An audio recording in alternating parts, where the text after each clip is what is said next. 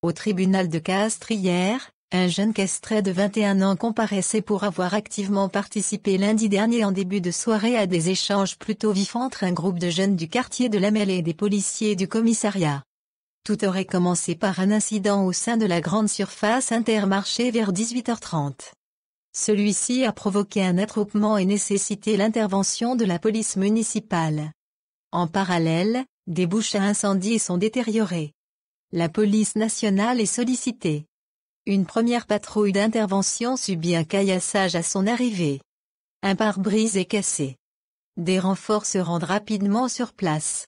Et là, les policiers subissent des insultes diverses en flot continu et des jets de pierres de temps à autre de la part d'un groupe d'une quinzaine de jeunes.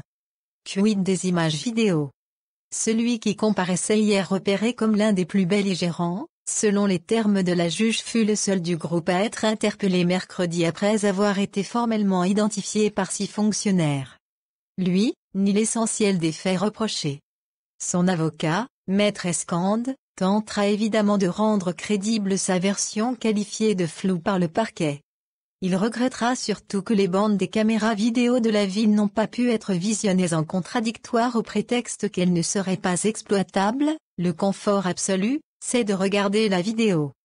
Car elles mettent tout le monde au pied du mur, lance-t-il alors.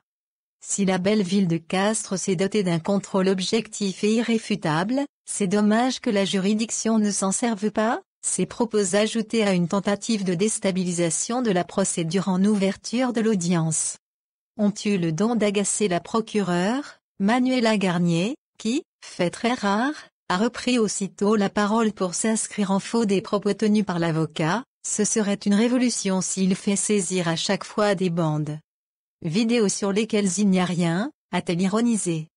Tout en demandant au prévenu de prouver sa bonne foi en donnant des noms d'impliqués. Ce dernier, qui n'affiche pas un profil de fainéant, a hérité de 2 mois ferme mais évité le mandat de dépôt.